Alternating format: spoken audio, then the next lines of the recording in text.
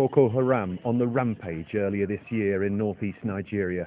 For the past week, the Islamist extremists have been terrorizing villages in Gwoza, near the Cameroonian border.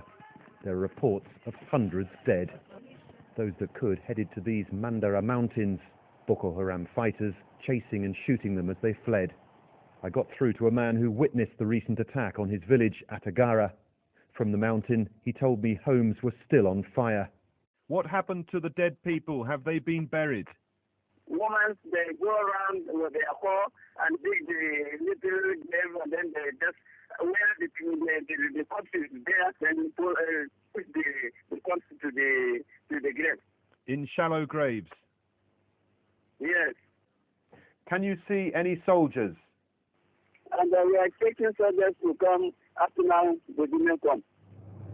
Nigeria's military flying over the Sambisa forest, where Boko Haram has bases. It's where the more than 200 schoolgirls were initially taken after being abducted 8 weeks ago. This is what remains of their boarding school. The girls are still missing.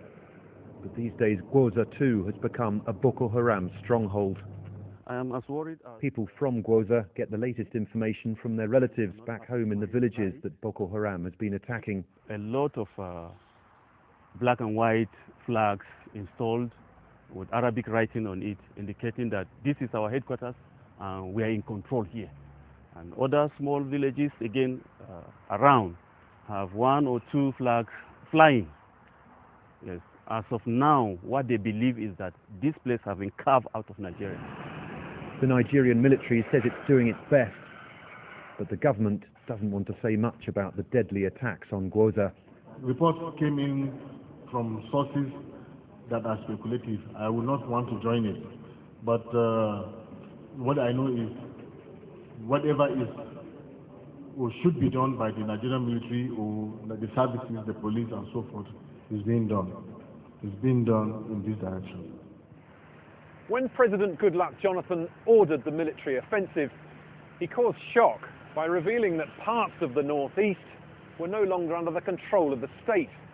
A year on, and Boko Haram fighters are still holding territory in Nigeria as they continue their brutal campaign of violence. Will Ross, BBC News, Abuja.